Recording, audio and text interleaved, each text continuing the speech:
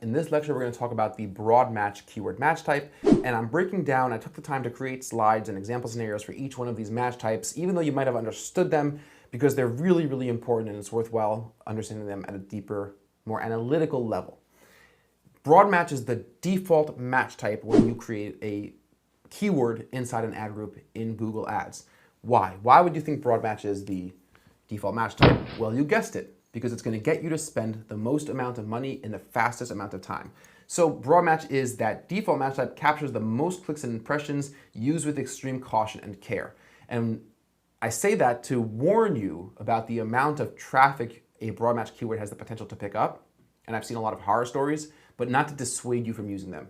Every single ad group, at least to start, should have a mixture of broad match keywords, completely broad, because it's going to be a great way for you to find new keyword ideas. Negative keywords are an absolute must, right? So if your campaign and your ad groups over time have a lot of broad match keywords, a few times a week, depending on the amount of budget, depending on the size, you should be going to the search terms report and adding negative keywords. And once we get to negative keywords, I'm going to walk you through how to find really good negative keyword ideas using the search terms report. Broad match keywords will typically have the lowest click-through rates, but you shouldn't worry about low click-through rates penalizing your quality score, because quality score is weighted. There are two factors with quality score that will be weighted: is your position on the page and the match type. So if you have a match type, Google is not going to look at what your click-through rate is on a broad match compared to an exact match keyword in a competitor's account. Right? So it's going to be a fair playing field. But you should just know it will have the lowest click-through rate, which by itself is not necessarily a bad thing, because you do want to focus on profit. Here are a couple examples of broad match keywords and ads that you might show up for. So leather desk chair, which is similar to our previous example, and ads could show up for searches for free desk chairs, office furniture, desks, chairs, leather couches, pictures of desks, pictures of desk chairs, used desk chairs. So as you can see, there's a huge range of search terms that could show up for a broad match keyword like that.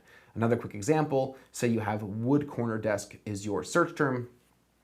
It's broad, wood corner desk is your keyword rather, it's broad, corner office for rent, do-it-yourself desk assembly, plastic desks, corner desks from IKEA, wood corner desks for sale online, all sorts of different search terms that a person's typing in might be eligible. You have to remember that each one of these keywords has a bid, right? So you're not telling Google that I want to pay $2 for corner desks from IKEA.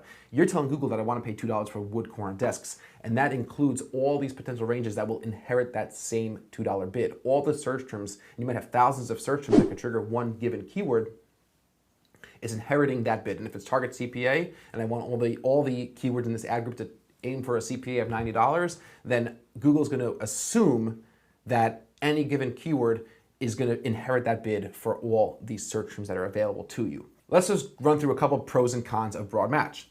So first, spend less time building keyword lists. Broad match is a great way to quickly load up a lot of suggestions and jumpstart a campaign collecting lots of data. With broad match, you'll need fewer individual keywords to cover the same range of search terms that you would need with phrase match, broad match, modified, and exact match. You can't think of every variation, right? You're not going to anticipate all the different ways a customer might be searching for your products. All the long tail search terms refer to sentences that are 10, 15 words.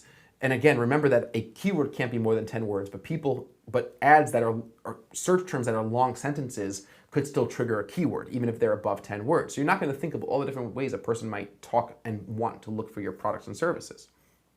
It's a great way to discover new ideas, because you're going to look through that search terms report.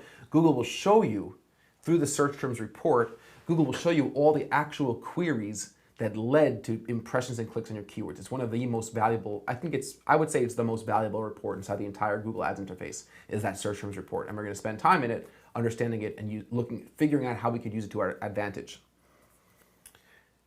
A broad match strategy could work great if you have a large research and development budget, which means you or your boss or your client says, listen, we're aggressive, we're in growth mode. If you ever hear that we're willing to scale, then you know broad match keyword is your best friend, because broad match keyword is going to do two things. It's going to get you a lot more traffic to your site. It's also going to give you a lot more good keyword ideas quicker.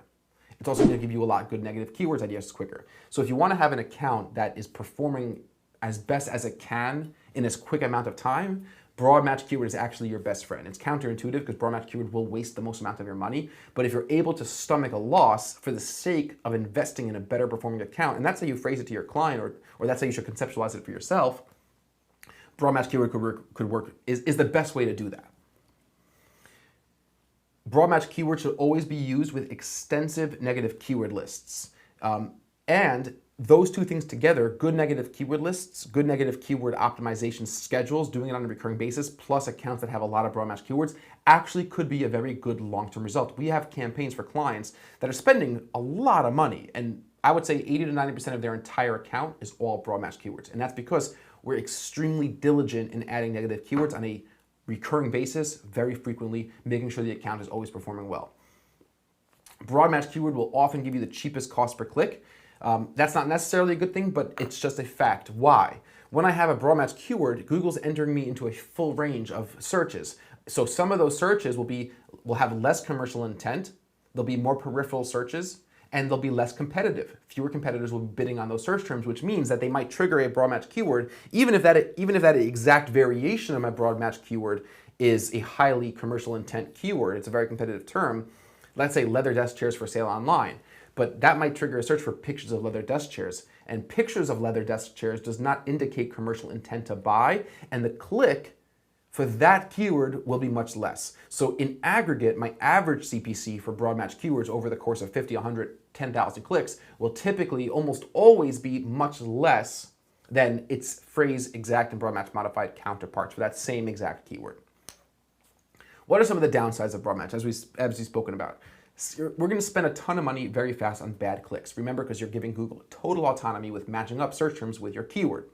You will get a lot of irrelevant clicks and traffic. You're going to get clicks. Some of the clicks you're going to get from broad match will be search terms that, oh, great idea. That's a little bit of a middle of the funnel keyword, but I still want to advertise in that. Some of them will be way out of left field. Let's say you're selling Transformer toys. You're going to start getting searches for Transformers, for the movie and posters of the movie, and totally irrelevant. And that's something to think about when it comes to negative keywords. Does your product or service have similar names and culture that are typically used for different things? It's a good trick. Make sure to think about that and make sure to add those as negative keywords and make sure you're not spending money on those types of things. We just had that with a client. The client's last name is the name of their business, and it's a pretty famous business, but people were also searching for other people with the same name, and we're making sure to add those names as negative keywords. Low click-through rate can hurt your quality score. As I said previously, you shouldn't be overly concerned with it hurting your quality score because ultimately broad match keywords are great and you could still have a very high click-through rate for broad match keywords. But if you see your click-through rate really suffering and it's really far below the average of the click-through rate in the rest of the account, that could be a reason why your quality score for those keywords might be suffering as well. Broad match keywords are the hardest type of keyword to drive direct conversions and brand awareness. Because you have such little control, because you're telling Google to put me at the bottom of the funnel searches, but also show me searches for whatever you think might be relevant, even if the person's not, or the user is not expressing as much commercial intent, you're going to have fewer conversions. Just go into that understanding that dynamic. It's a great research and development tool. You're going to get great ideas, and coupled with good negative keyword lists, but also disciplined negative keyword optimization schedules, you can have a really good account that consists of a lot of broad match keywords. A lot of people think that either they're not going to use broad match at all, or they're only going to use broad match in the beginning, but it's seriously a mistake. Broad match keywords can be a really integral component of your overall keyword strategy, and it should be as long as you're on top of it and as long as you're managing them well. In the next lesson, we'll talk about broad match's older brother, broad match modified, and I'll see you guys in a couple seconds on the other side.